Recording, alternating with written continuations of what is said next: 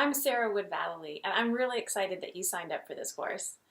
Going through this training will completely prepare you to teach mindfulness to children. And if you decide to go through the certification process, you will become a certified mindfulness instructor for children. But the certification process is optional. You are completely, totally fine to practice and teach these techniques to children without getting certified. But a lot of my students like the option to go ahead and get certified so they can bring that certification to whatever organization they're working for. So that option is there. I will let you know that the certification process is, I would say, fairly easy, but it is time consuming. And there are a lot of subtleties that I teach during the course.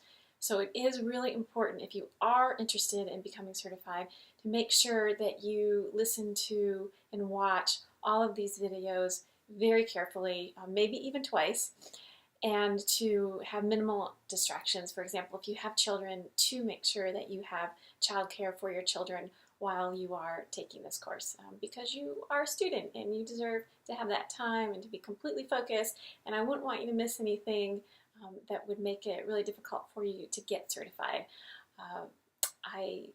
It's rare that people do not get certified, but I will tell you the last couple certifications that came through, I was not able to certify them. It was obvious that they hadn't really watched these training videos.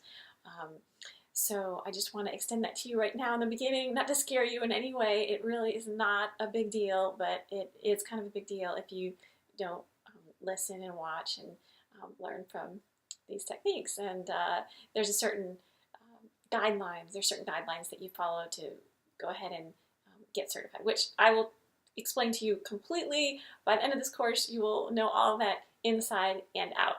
I'll go over a little bit of a brief preview right now, just so you have an idea what will be expected for you to go through that process. So first, I'll tell you what you'll be prepared to do as a result of going through this training. Like I mentioned before, you'll be completely prepared to teach mindfulness to children.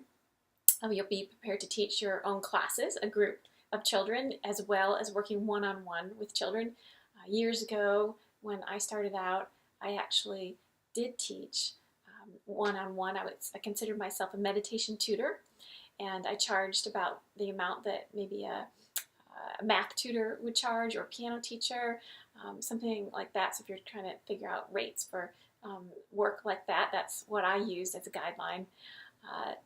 And this course will also strengthen your own mindfulness practice, as we'll be learning some very deep, interesting techniques that I think will help your practice. So while I teach the course, there are certain exercises that I bring you through. And what I'm asking you to do at this point is to keep a journal, and when I lead you through one of the meditations or exercises, it's to just pause the training for a moment and jot down some ideas that you have that have come up based on the exercise that we've done. And at the end of the course, once you've completed that journal, there is a template that I have you go ahead and answer some questions based on the experiences that you've had in this class. I call it the response template. So it'll be the Mindfulness Instructor for Children response template. And you will basically be writing a few sentences about your experience in the several different meditations that we've done during the course. In addition to viewing the videos and completing the response template, you will also need to write a certification essay, which is just your response to something that moved you in the book Sensational Meditation for Children.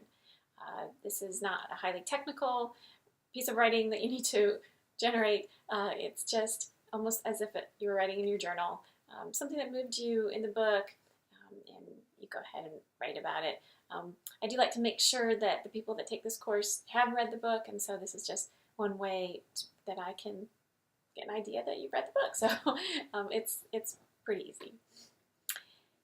And also you will need to teach your own class, your own mindfulness class, and you'll have to have at least 3 students in that class, and at least one of them needs to be someone other than your own children. So don't feel like you have to rent a big space somewhere and have all these people come into your class. You can do this right in your living room. If you only want to have 3 children in your class, that's fine. But I do recommend not having more than 10. So between 3 and 10 children. And there are some requirements for that specific video. It's on the video requirements sheet that you can go ahead and look over, but I will go into that in much more detail at the end of this course.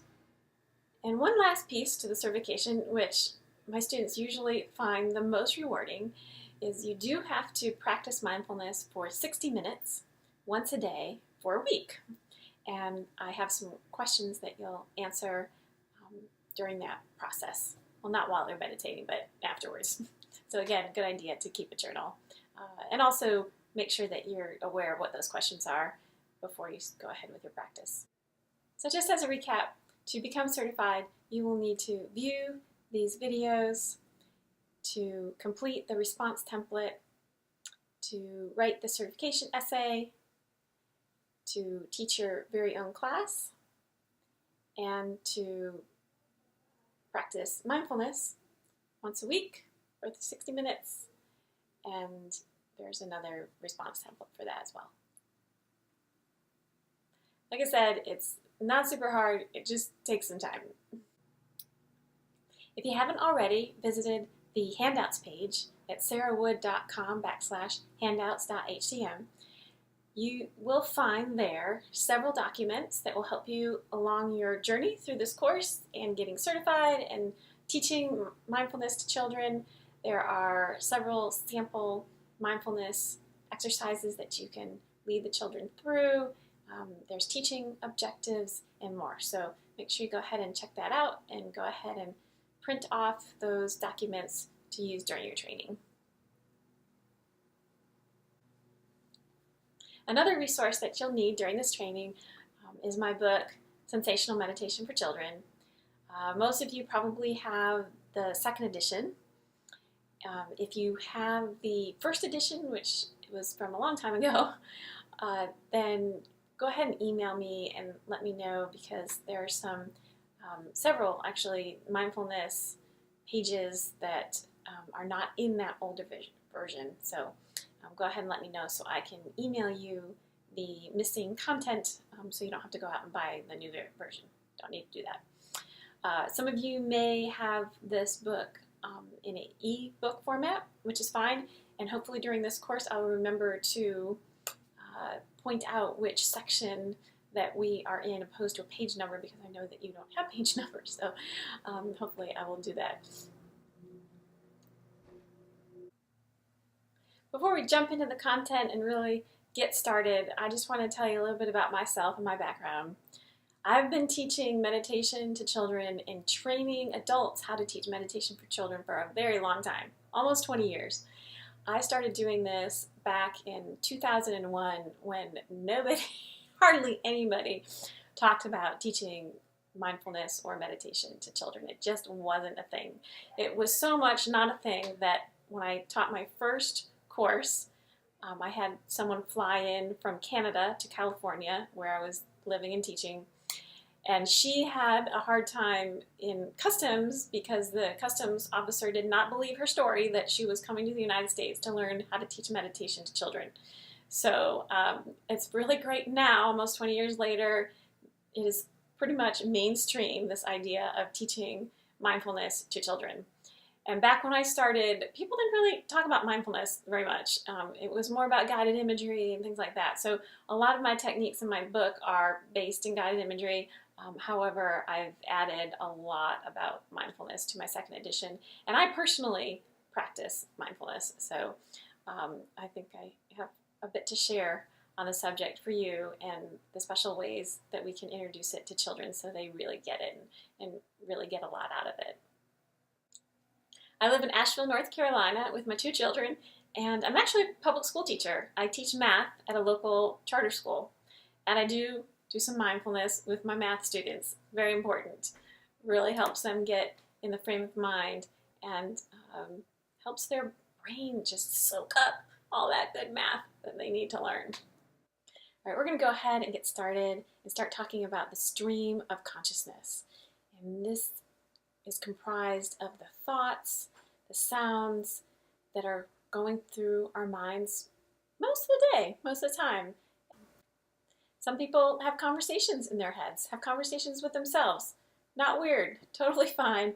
But if we're practicing mindfulness, it's really nice to become aware of those thoughts and those words that are running through our minds. We can refer to this as the internal monologue. What is your internal monologue?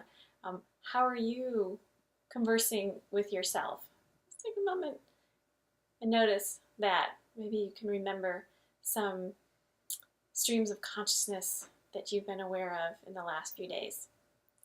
Some people say their internal monologues are affected by the last book that they read, or perhaps a television show or movie that they've watched. Some people notice pictures come up in their head as opposed to actual words, or songs, song lyrics, things of that nature.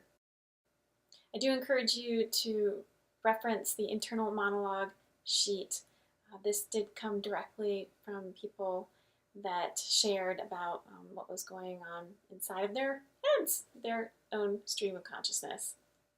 There is this really great study. It's called Children's Understanding of the Stream of Consciousness Study.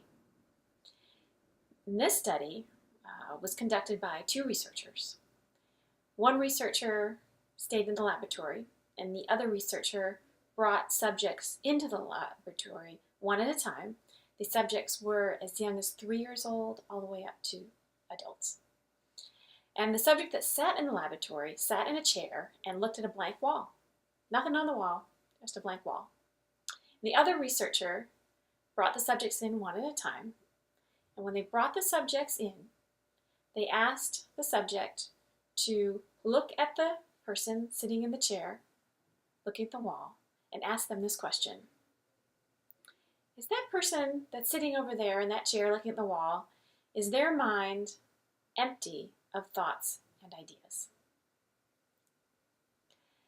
And the results of this study are very interesting. 5% of adults answered that that researcher sitting in that chair looking at that blank wall, that their mind was empty of thoughts and ideas. In the age group of 6 to 7-year-olds, 45% of those children answered saying that the researcher's mind was empty of thoughts and ideas. 80% of 4-year-olds, so most 4-year-olds said that yes, that researcher looking at that blank wall, that their mind was empty of thoughts and ideas. And 95% of 3-year-olds, so almost all the 3-year-olds, said that that researcher's mind was empty of thoughts and ideas. So if you read the study, the scientists say that in their conclusion that what this shows is that the older you get, the more aware you are of your stream of consciousness. So they're claiming that at 3, these children do have a stream of consciousness, they're just not that aware of it. However, I disagree. I believe that the younger the children are, the more open and the more clear their minds naturally are. And one of the reasons I believe this is because of some research that I've read by Bruce Lipton. And Bruce Lipton talks about the brainwave states, and that is the speed that our brainwaves are going, which determines our state of mind, whether we are in a beta state, which means we're very analytical, we're analyzing, or a very more meditative state, something slower. So what he shares is that from 0 to 2 years old, we are in a delta wave state, which is 4 cycles per second. This is a sleeping and a very deep hypnotic state. He says from 2 to 6 years old that we're in a theta state, which is 4 to 8 cycles per second. This is a calm meditative state when our analytical mind is at rest. And 7 to 11-year-olds are in an alpha state, which is 8 to 12 cycles per second, which is a quiet yet open to the workings of the world type of state. And then 12 to adulthood is when we are in our beta state, which is 12 to 35 cycles per second. It's very analytical.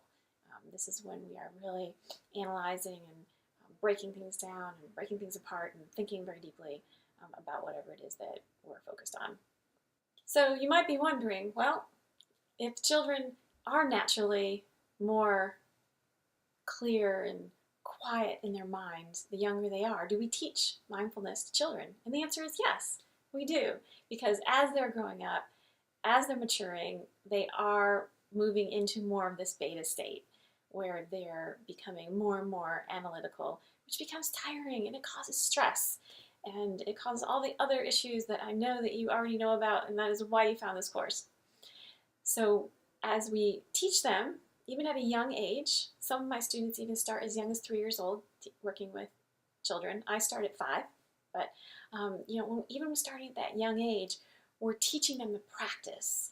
So as their mind does develop more and becomes more chaotic naturally, then they have this tool with them to help them bring that into a more mindful state and quieter as a tool. So it's really important. I'm going to give you a crash course in mindfulness that's only going to take you about 3 minutes to wrap your whole brain around what mindfulness is very quickly, in case you don't have a background in mindfulness and what all of that means. I'm going to play a video for you. I want you to just simply watch the video. I mean, maybe she just likes me for me. Hey, you want these? I don't want them. Why? I stink! I can't play. The ball is just sitting there, Jerry, and I can't hit it. I only hit one really good ball that went way out there. Well, what happened? I have no concentration. What's wrong with you? Sand. I can't get rid of the sand. But there's still some in here. Won't go away. Look at that. I even got sand in the pockets. Hey, come on, you're getting it all over the floor. Hello. Yeah? All right, great. I'm going to play that video another time.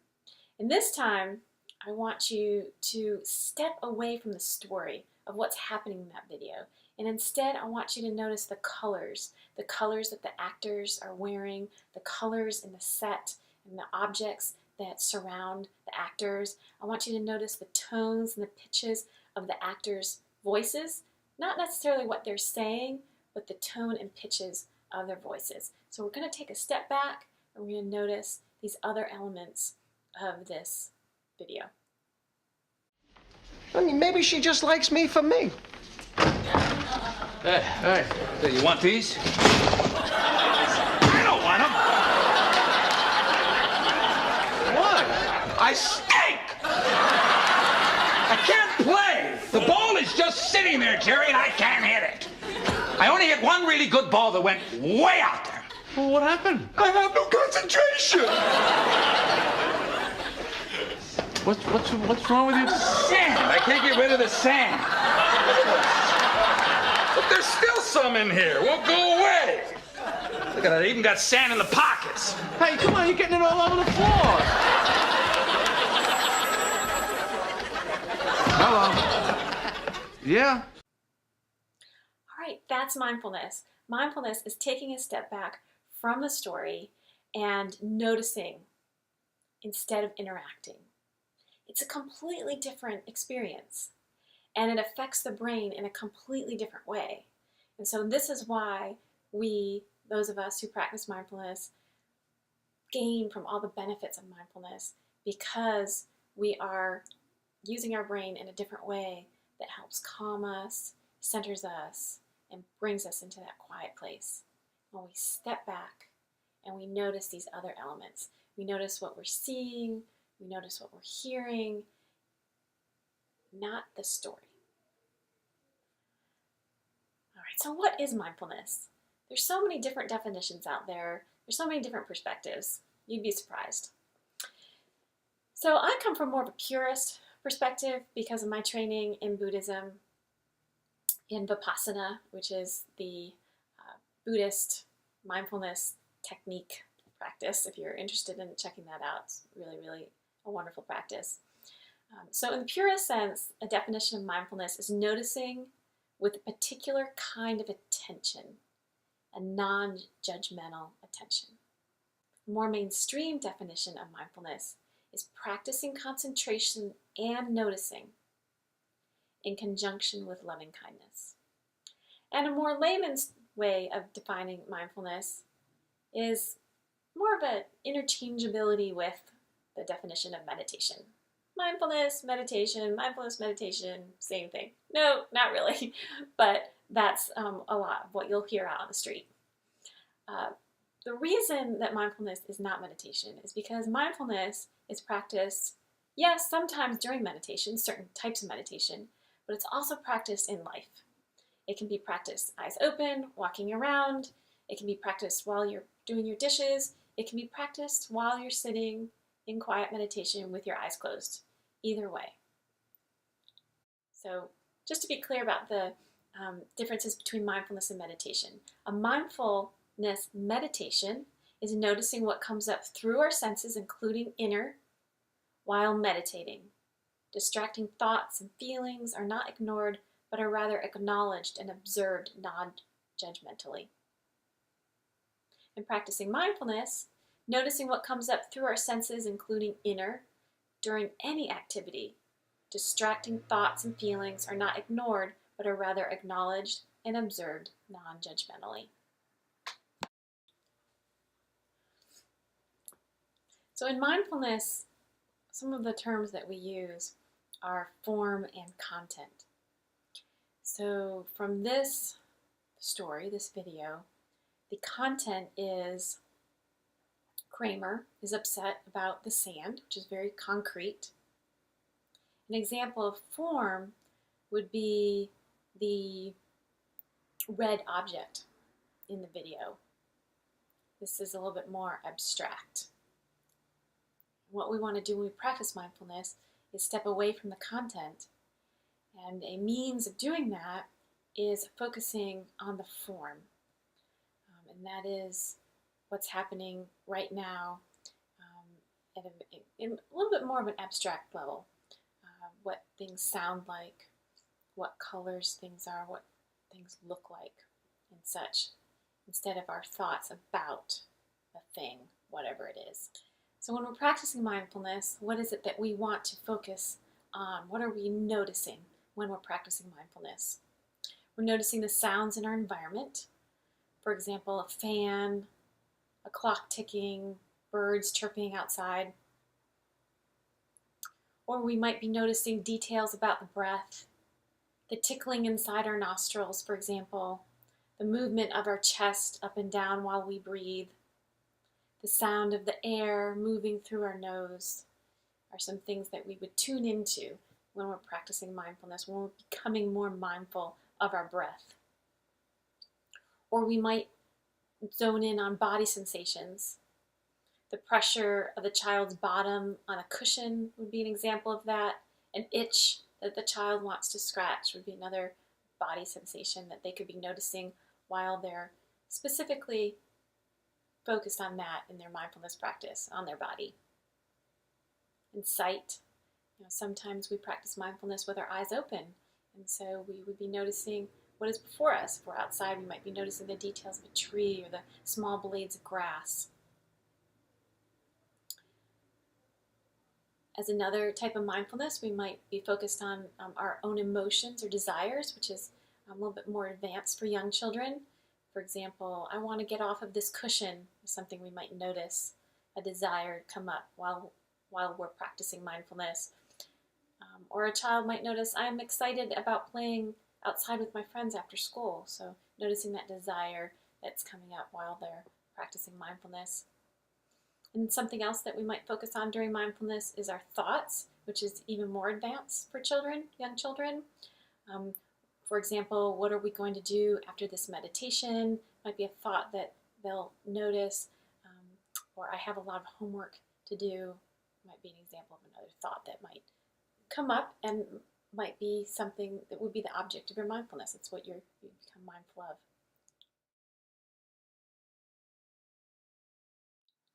I'm going to go ahead and show you this video. This is a true story of one of my colleagues who teaches mindfulness in the public city schools in New York City. During the time of this story, he was teaching mindfulness to everyone in the elementary school for 45 minutes once a week. So it's kind of like a specials class, an elective, that each class would come to once a week. They were considered a mindful school. I guess they still are considered a mindful school. I haven't talked to the principal there in a few years.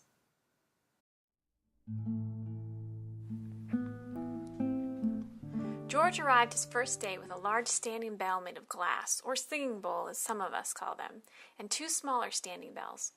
Pointing to the glass bell, George asks his students, "Can anyone guess what this is?" After revealing that the round and smooth object was a bell, George asked his students which bell they thought would ring a lower pitch and which one would ring a higher pitch. These types of questions engage his students, especially those in lower elementary grades. Then George readied himself to ring the large glass bell. However, first he instructed his students to listen closely, since he would next ask them what the ring sounds like after the last vibrations of the bell were heard. In subsequent classes, George asks his students to listen to the sounds in the room, in the hallway, and outside the building while the bell rings. "Did you hear the buzz of the fluorescent lights in the room?" George asks. "Did you hear the helicopter outside?" "How quiet do we have to be to hear these things?" "Really quiet," the students respond. After time, George's students learn how to still their bodies and stay alert so that they can better notice the world around them. To help his students develop more mindfulness with their eyes, George instructs his students to choose one object to look at more deeply than usual while the bell rings. "I saw a fly land on my knee," one boy shared afterwards. "I could see the veins in the fly's wings." George gives his student a raisin to hold. Then he says, "Put the raisin up to your nose. What does it smell like? Now set the raisin on your tongue. What does the raisin feel like?" When all the students have noticed and communicated details about their raisin's scent and texture, the students chew the fruit slowly and then talk about its taste. Sometime later, while he rings the bell, George leads his students to become mindful of their breath as well as their emotions and feelings. After George defines emotions and gives examples, he tells his students, quote, "to go inside your own feelings and notice what you feel." Occasionally, George brings his guitar. After performing, he asks his students how the song made them feel, as another example of practicing mindfulness. In some instances, George's students feel a deep moment of stillness. They describe this tranquility as similar to flying or being on a cloud. George does not discount comments such as, "that was boring," in reference to this stillness, because he models non-judgment and knows his students are simply learning to observe. If boring is what his students noticed, then these students have observed perfectly.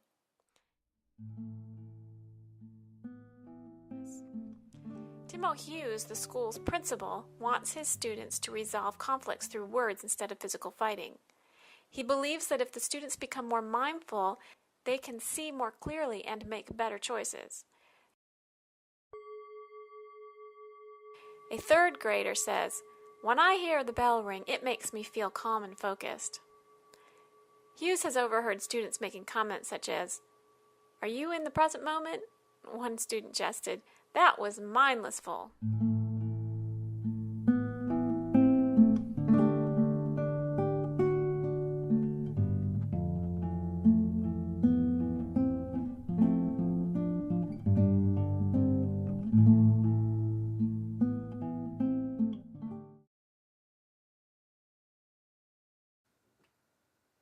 So what did George do so successfully in that video to help those students learn mindfulness? He guided them to listen to their outer environment. He led them to notice their own breath. He taught them how to notice their emotions. And he also asked them to notice how the music made them feel. The raisin experiment is one of the classic textbook ways to teach mindfulness to children. And if you don't want to use a raisin, some people have used other things like M&Ms and raspberries and things like that. So you can find something that works well for you. But a raisin works great. Give every student a raisin and ask them to first touch it so they are mindful of the way it feels. They're mindful of the way their skin feels when they touch the raisin. Then very intentional moment of looking at the raisin and looking at the shadows and the texture that's on that raisin. That requires a bit of concentration and definitely a mindfulness skill. And then the children smell the raisin and they notice what the subtleties of that smell that the raisin has. And then to put the raisin in their mouth and to notice, again, what does that raisin feel like inside their mouth while they chew it up, and then taste. Just being very mindful of all the tastes in that raisin. Is it sweet? What does it taste like? So something else that's interesting about George's story, Timo Hughes is the principal of that school, and he actually had a really hard time getting their program approved by the superintendent. Originally, when they first started applying and approaching the school board with their intentions, they were using the word meditation, and they were going to be teaching meditation to children at the school. This brought up a lot of issues with everybody that they needed to get the approval passed. And they're not alone. This is happening all over the place, and you might have even already been experiencing some of this. So, meditation can bring up some religious association. Will they be talking about God? Will they be working with the chakras? Things like that. And that's because meditation comprises so much, right? So many different things. Meditation can be used interchangeably with the word prayer. It can be difficult for some families to be okay with. So Timo Hughes finally decided to change the direction of their program a little bit and went with mindfulness.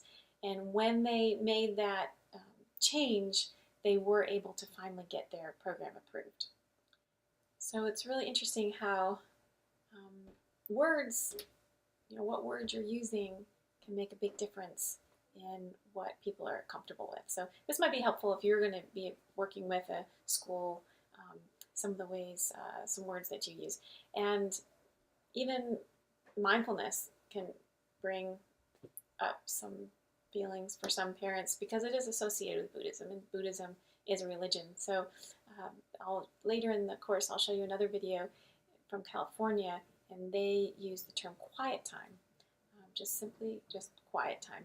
So I do like to address attention deficit disorder in this training because mindfulness is often used as a way to help children who have ADHD. So I like to talk about it a little bit and give some facts. So those of you that are taking this training, if you don't already have a background in ADHD, then you will have that background so you'll be able to talk professionally with the parents that come to you and seek your help. ADHD is the most commonly studied and diagnosed psychiatric disorder in children and adults.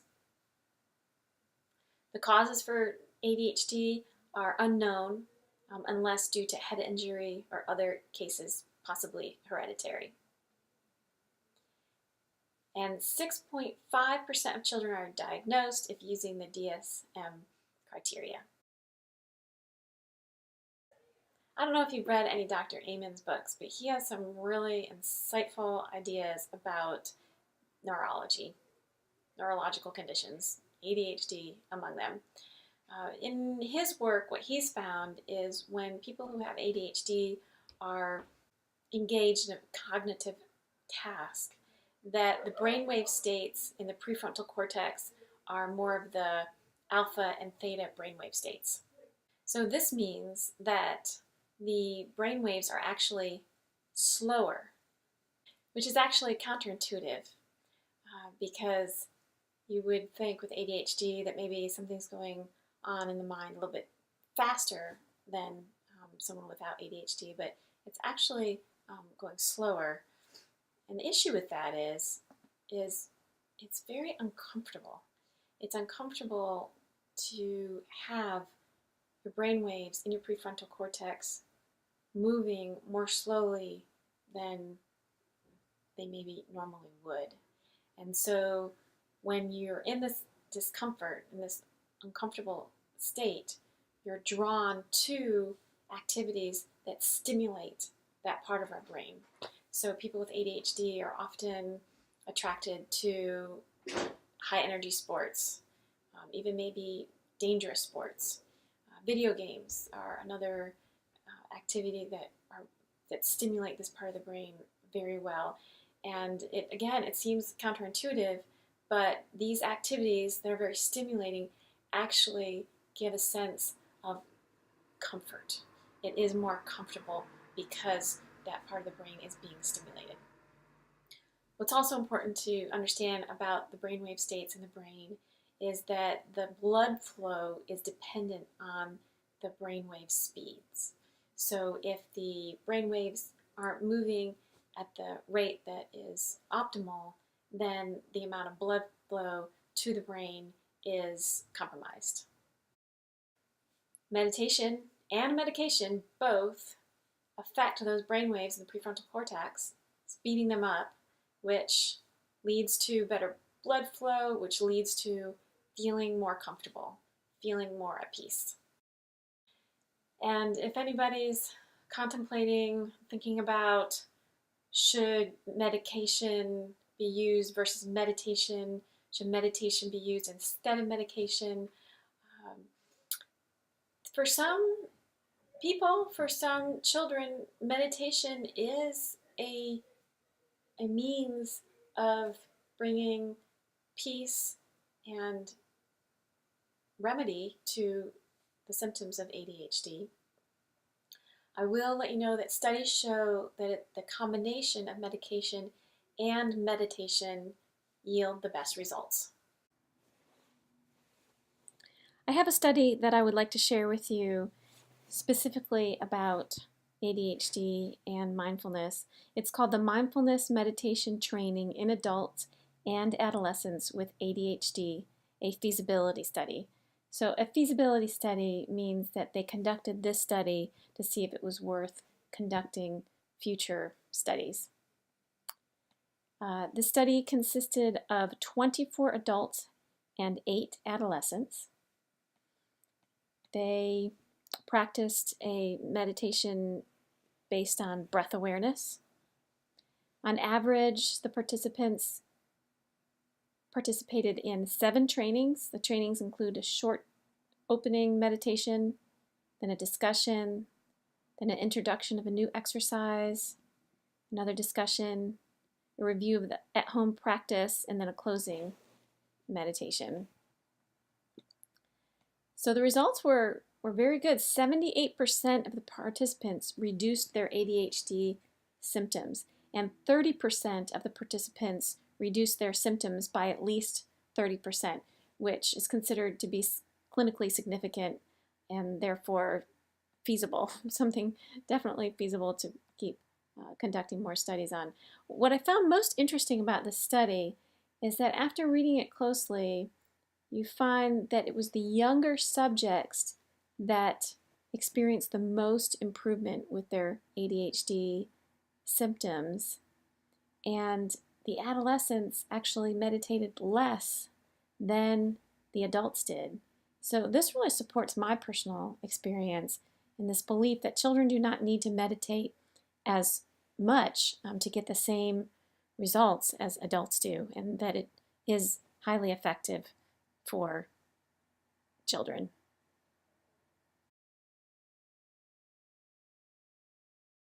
Let's talk a little bit about the prefrontal cortex and what that part of the brain is responsible for. The prefrontal cortex is responsible for self-regulation.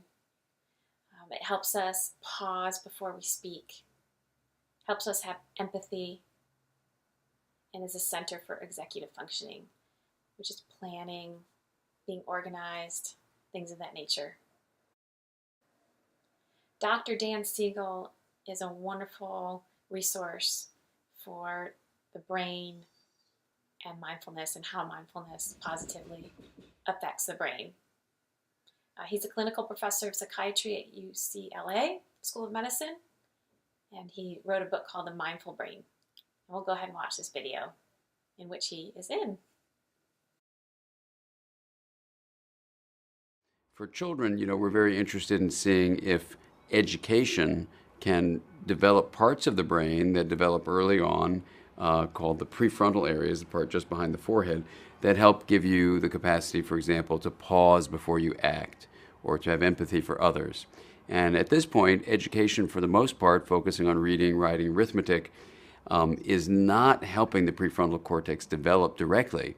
We need to add a fourth R, what you can call the fourth R of reflection. And reflective skills allow a child to develop these prefrontal abilities, and so that they can really develop what are called executive functions. One way of understanding how mindfulness works is by looking into the circuitry of the brain. And so we all have actually a handy model of the brain, which is actually our hand. So if you take your hand and fold your thumb into the middle of your palm and your fingers over, this would be an example of a brain where the person's eyes are here, the top of their head is here, their brain is connected to the body itself at the spinal cord, which is represented in your wrist. The way the brain is composed, its architecture, helps us understand how mindfulness works. If you lift your fingers up and lift your thumb up, we go to the first part of the brain in the skull, which is here called the brainstem.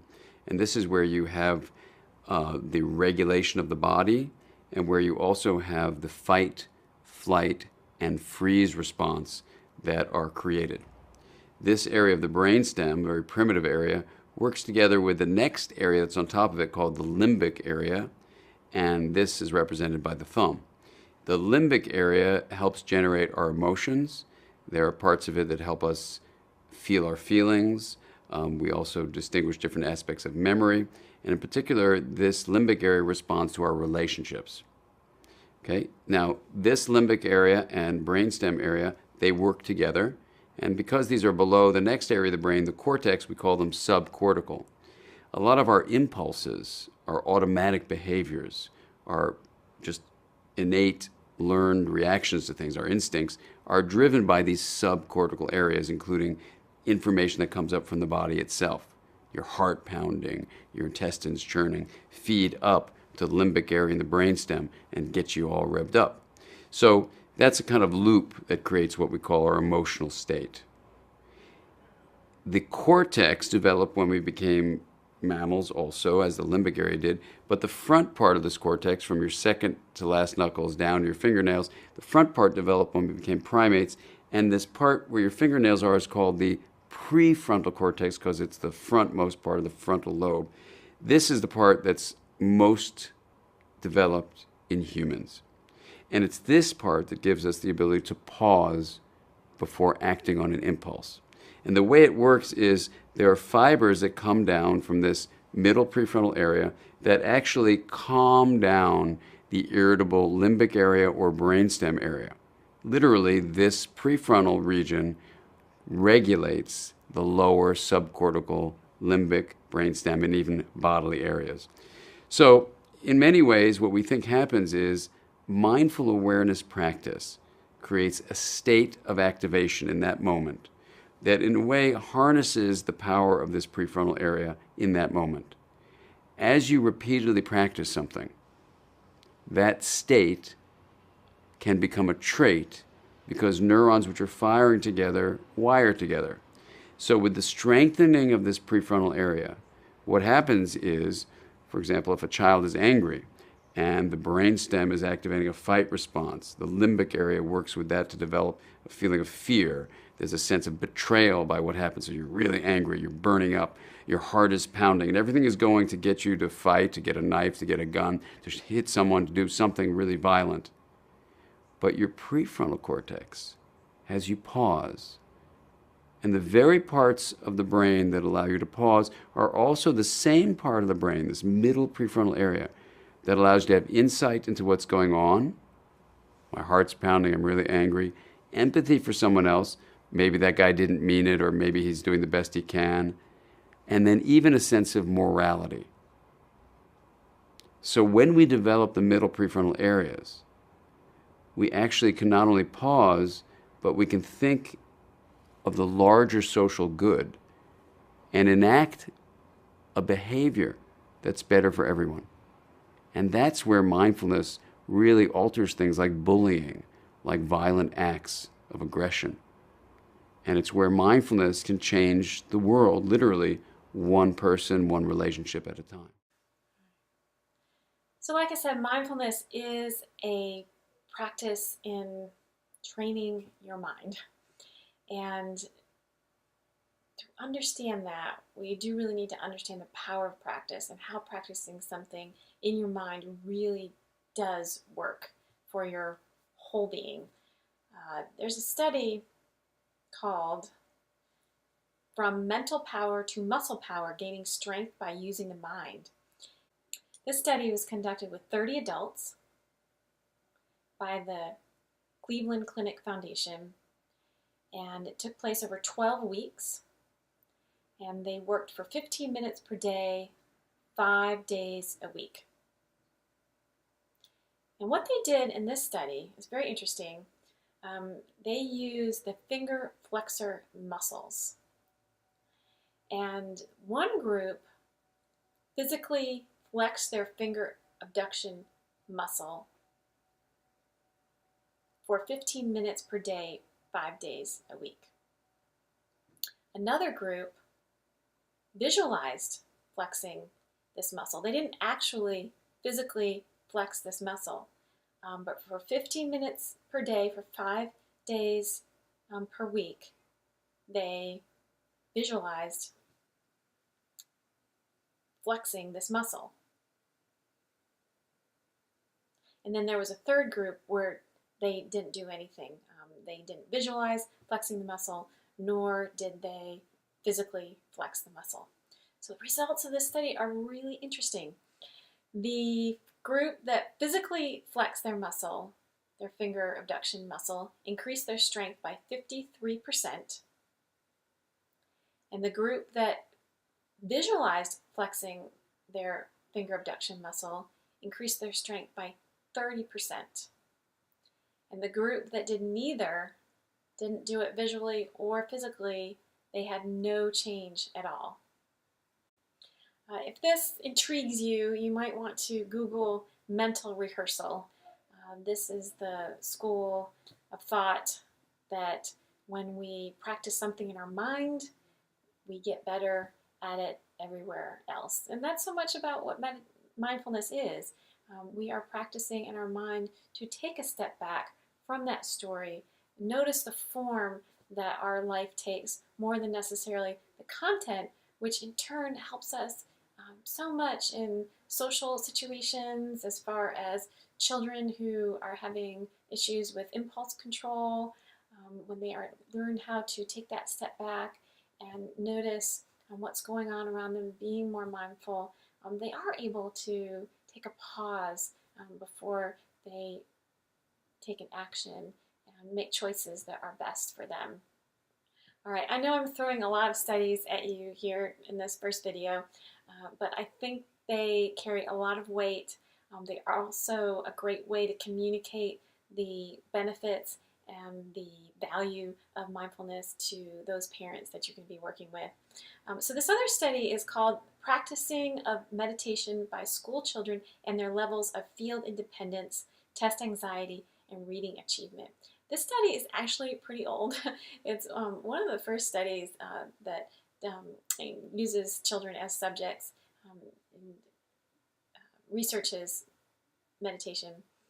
But it's such a good study. So let me share with you what happened here. And one of the reasons I love it so much is it's third graders. So there were 90 subjects, 90 third graders that were used in this study, half Puerto Rican, and half of the subjects were Puerto Rican and half were African American. And what they did is these students practiced mindfulness, really. I'll go into more detail about exactly what they practiced, but they practiced 2 times a week for about 20 to 25 minutes for 18 weeks. They practiced mindfulness meditation for 10 to 15 minutes. They stopped and stretched, and then they meditated for another 5 to 10 minutes. So some of the things that the teachers said to the students when they were leading them through the mindfulness is get into a comfortable position, one which you can hold without moving for a number of minutes. And they said, when we are all together in this room, we all have the same job to do. All of us are paying attention to one thing, to ourselves. Your job is just to sit quietly. Try to keep your full attention within yourself. You will be paying attention only to yourself and a little to me as I give you the instructions. So just to give you an idea of what that mindfulness practice sounded like. So the results, the experimental group became more field independent and experienced less test anxiety. So field independence is this idea that children make choices more based on what's inside of themselves, opposed to making choices based on what everybody else wants of them. And the reason that field independence is so important is because other studies show that children are more successful academically the more field independence they have. The experimental group's field independence increased by 45.6%, and their test anxiety reduced by 34%. All right, I'm going to go ahead and play a video that shows me facilitating the Me and My Zen meditation with a group of 5-year-olds. And after the video, we'll go ahead and experience this meditation ourselves. Enjoy.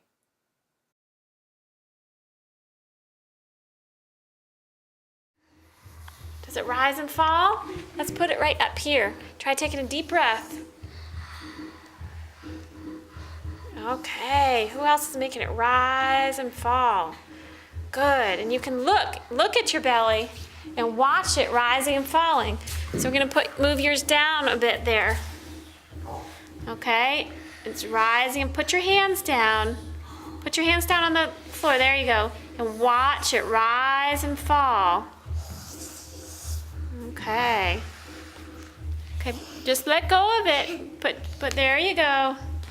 And watch it rise and fall. We might need to move it down a little bit. There you go. You got it. Okay. Is yours rising and falling? What about services? Okay. There you go. And watch it. Can you watch it rise and fall?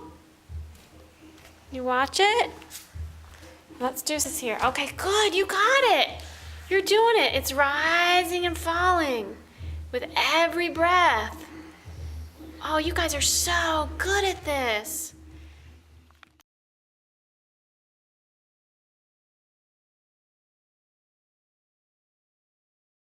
Rise and fall. So breathing in through your nose and then breathing back out through your nose. I see some animals having a good time here. Rising and falling. All right, try that one more time. Okay, then slowly sit up. All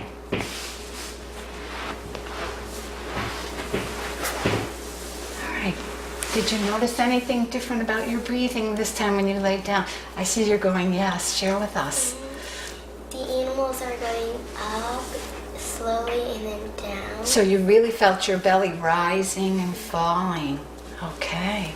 Anything else you noticed different this time, Yushma? Well, usually, like when you're normally breathing, it goes kind of fast, but this time you're kind of taking your time to breathe and relax. Teresa?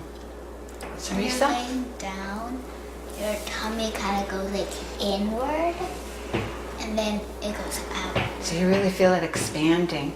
Did you feel any differences in your body too as you were doing this breathing?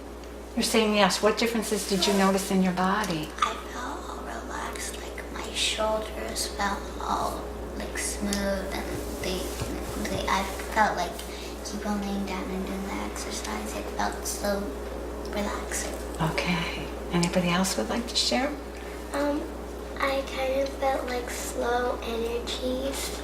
Okay. And how did that make your body feel when that slow energy was going through your body? It felt really good. Okay. All right. Ayushma, did you want to share something? Well, you kind of felt really relaxed and you took your time to do it. So you were really aware of your breath.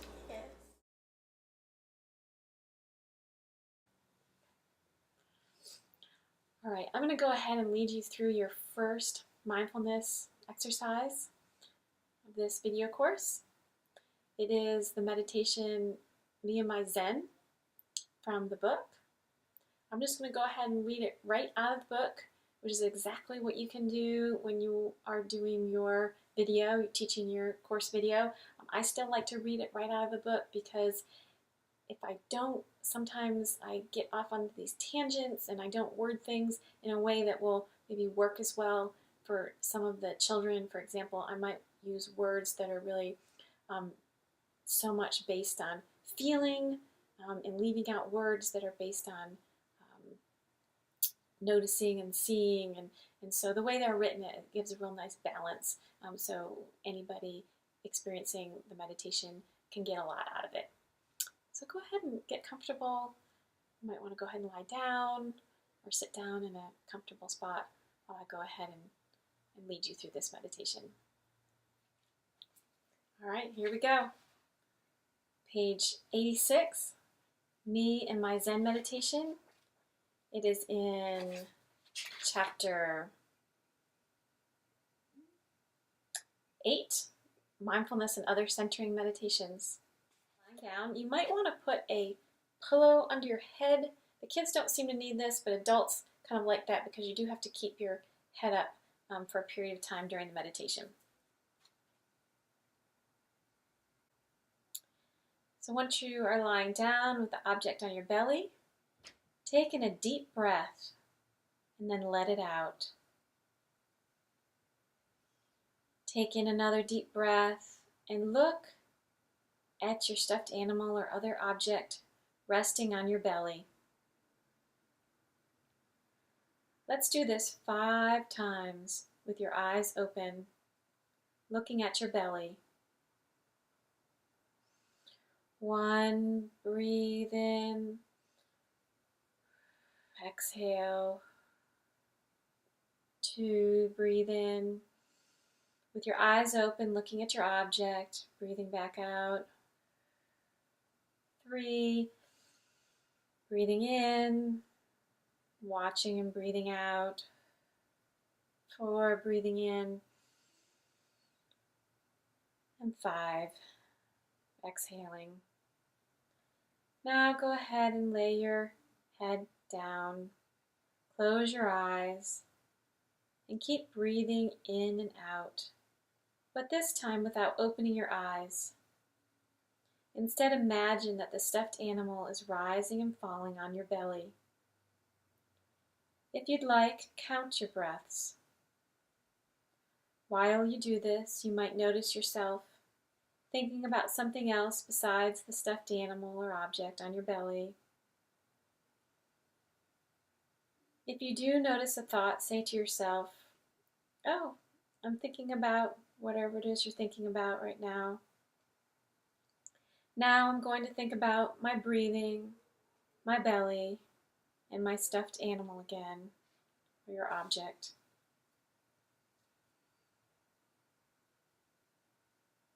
I'm going to give you some time to do this on your own. All the while imagining what that object looks like rising and falling on your belly. And if you forget what that object looks like rising and falling on your belly, go ahead and take a peek.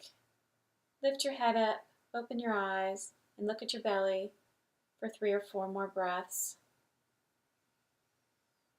Breathing in, breathing out, watching that object rise and fall on your belly. Just to help you remember what it looks like.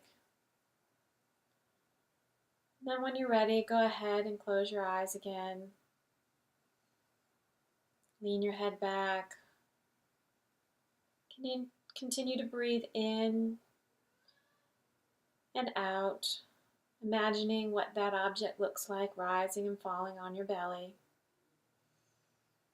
And feeling what that object feels like rising and falling on your belly.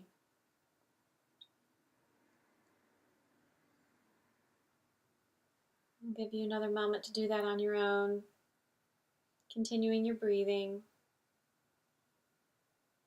and bringing your attention back to the object on your belly whenever you find your thoughts off somewhere else.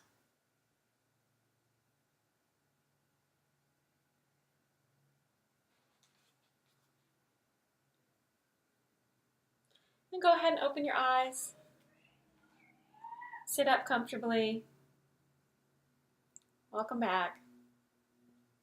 After every meditation experience in the book, I have after meditation questions, which really help facilitate a discussion with your students about their meditation experience.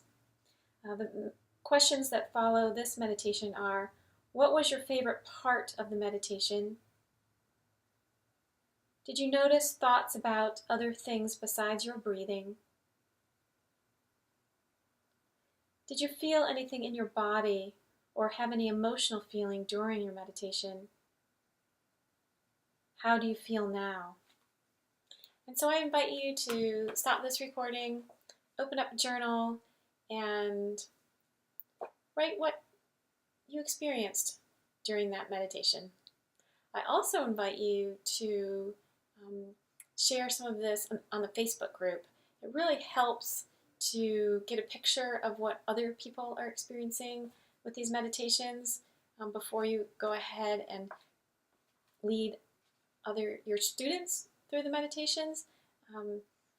It gives you some perspective on some different things that will come up for different people, so you don't have to just rely on your experience. But some of you might be wondering, what's the difference between mindfulness and concentration? Aren't they the same thing? Aren't we focused on something? It's an interesting question and definitely something to ponder, something to think about, a good debate over dinner. If you go to the Buddhist teachings, the 7 factors of enlightenment, mindfulness and concentration are actually 2 different items on that list of the 7 factors of enlightenment. Let's use the Me and My Zen meditation as an example to think about the differences between concentration and mindfulness. The mindfulness part of this meditation is noticing what thoughts distract you from your point of focus. Your point of focus being that object that's rising and falling on your belly. Staying focused on this point of focus is the concentration. So that part of you that's, I'm going to stay focused on this object on my belly. That's where my focus is. That's the part that you're concentrating on. But inevitably, some thoughts are going to come up, right? Even though we're focused, and being mindful of what those thoughts are as they come up, not being attached to them, not like really zoning in on them, not thinking about the stories, getting involved in the content of them, but instead taking that step back and noticing them as if we would notice the color of the actor's clothing, or the color of some of the objects in the room, or the tone of someone's voice. It's more of that abstract, paying attention to the form that the thought takes. And so that is more of the mindfulness part versus the concentration part, which is that part of us that's keeping our focus on the object that we're focused on. So George used a mindfulness bell or singing bowl in his class. which is a very typical way to teach mindfulness. Often the singing bowl will be used to mark the beginning and the end of a mindfulness meditation, which really helps when you're in a group of people so they know when you're all going to begin and when it's over. And a mindfulness bell itself can be a great tool for concentration as far as it can be its own point of focus. Students can be led to listen to the sound, the vibration that the singing bowl makes. It's a wonderful practice in mindfulness because that vibration can offer so many subtleties that if we're very still or very quiet, we can notice them. And kids love it. I have that singing bowl in my math class all the time. Every day, we, different students, they take turns bringing the singing bowl. So they're a little expensive, but they can be really worth the investment. Also, if you don't actually want to go buy a singing bowl, you can download an audio file with the sound of a singing bowl. So I'm going to go ahead and play one of those files for you right now. And what you can do while we're listening to the sound of this particular singing bowl is notice the details of the bell's ring and any sensations that you feel in your body while you're listening to this sound of the singing bowl.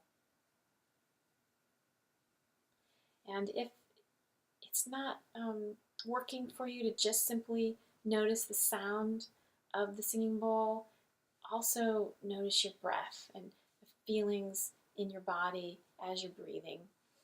For example, the temperature of the air coming through your nostrils when you're breathing in compared to the temperature of the air when you're breathing back out. There's a difference in temperature. Our body actually warms our breath so that the air comes in cool, and as we exhale, it comes out warm.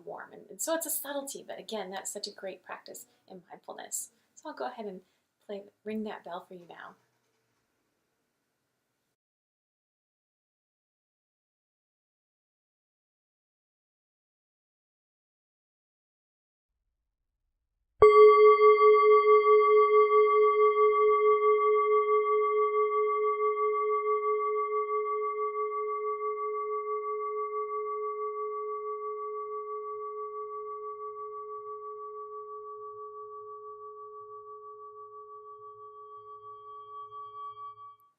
I'd like to go over some of these handouts on the handouts page. The first one is the Mindfulness Teaching Objectives sheet. This is a really important sheet because when you are teaching a mindfulness class to children, we want to make sure that we keep it simple. We focus on just one or two concepts in any given class. Sometimes people have the tendency to try to teach too many mindfulness concepts in a single class, which doesn't benefit the children. It's better to focus on one or two concepts at a time. If you're teaching on a weekly basis, you might switch to a different objective each week. If you're teaching on a daily basis, you might consider staying with the same objective for that week and then switching to another objective the next week, and so on. So it's just a list of different objectives. When you are putting together your class to become certified, you want to choose one or two of these objectives and focus your class around that objective. So the first one, just real simple, noticing sound. So you can create a whole class all around teaching the students how to become mindful of the sounds in their environment. Simply closing their eyes, listening to any sounds that they hear inside the room or outside the room, and so forth. Another class could be focused on body sensation. How do their clothes feel resting against their body? How does their body feel against the furniture wherever they are, or what other kind of feelings in their body are they experiencing, such as a pain, an ache, an itch, something like that. Another objective is talking about posture. So this might be an objective that you would match with another objective. So this idea of sitting in a very mindful position, an alert position. Students can think about the wolf in the woods who has his or her ears up and aware, and their whole being is just focused, highly focused on whatever is going on in their environment, so that being very alert, opposed to just our posture being just loose, limp. However, I have taught many classes in which the students are lying down on the floor, so that works as well. But anyway, that's something that you could add to your class. Like George talked about, this feelings that one might feel while listening to a song, so that could be a focus in your class. Or a completely different class might be focused on noticing what thoughts are coming up while you're meditating. There's some meditations out there. I'm not sure that I have one for you in the materials that I'm giving you, but there are some meditations that lead you to do something with those thoughts. For example, if you notice a thought coming up in your mind during meditation, to imagine it blowing up like a balloon or flowing down the river. So that might be a different objective that you would focus on. Noticing the breath is a subject of a whole mindfulness class or series of mindfulness classes. There's so much that we can be focused on and notice, be aware of when we're focused on our breath. And sight, you could teach a class where the students actually have their eyes open and they are focused on something that maybe you put in the center. Maybe you're sitting in a circle and you put an object in the center. I recommend using natural objects such as a plant or rocks, or if you're outside. Of course, there's lots of different natural objects you could look at, gaze at, become mindful of, becoming more mindful of the details of that object, the lines in that object, the shadows on that object, the textures, the colors, all those minor details. You could focus another class on loving kindness. We will be doing that meditation in a subsequent class here. I'll talk more about that then. Or you could focus a class on the inner senses. And what I mean by that is things that we experience that aren't from our outer environment. So if we hear song lyrics spontaneously in our mind, that would be an example of an inner sense. So this is more along the lines of that stream of consciousness. What is that? What are the thoughts? What are the feelings that are going through your stream of consciousness? And teaching children to become aware of them. And it's very advanced. You'd probably want to do that with older children. Another nice, really simple exercise and something that you can center a class around is the mindful bell, the singing bowl. Ringing that bell and asking the children to close their eyes and listen to it very carefully to hear when the sound of that singing bowl ends for them. So in order to really notice when the sound of that singing bowl is over for them, they have to be paying attention very closely. An objective that you'll always need to include in your class is having the children explain a way that mindfulness will help them in their lives, specifically the type of mindfulness that you're teaching in that class. That's part of the guidelines, which I'll go over. The next handout I'm going to go over is the Strategies for Teaching Mindfulness to Children sheet. A lot of these ideas I got from the book that Christopher Willard wrote, A Child's Mind. It's such a good book. And then I think I've have a few in here of my own. I can't remember which is which at this point. It was a while ago. But I'll go over a few of these. The first couple suggestions here about when to practice are about having the child be reminded to be mindful. So we could hang up pictures of something that will remind them about mindfulness, maybe a picture of a mindfulness bell. And then whenever they look at that picture, that will remind them to take a moment and be mindful. So when they see the picture, they might take a moment to just listen to any sounds that they hear in their outer environment. Or the child could have a mindfulness object that they carry with them, like a little stone or something that they have in their pocket. And so whenever they feel that stone in their pocket, maybe they put their hand in their pocket and they feel the stone, then they're reminded of their mindfulness practice, and they can take a moment to maybe just feel body sensations. What's going on in their body? Do they have any aches and pains? What temperature does their body feel like, and such. I also have a note in here on this sheet about making sure that students don't feel like they're in some kind of punishment when they're being asked to practice mindfulness. So that can be tricky sometimes, because sometimes mindfulness can kind of get confused with time out.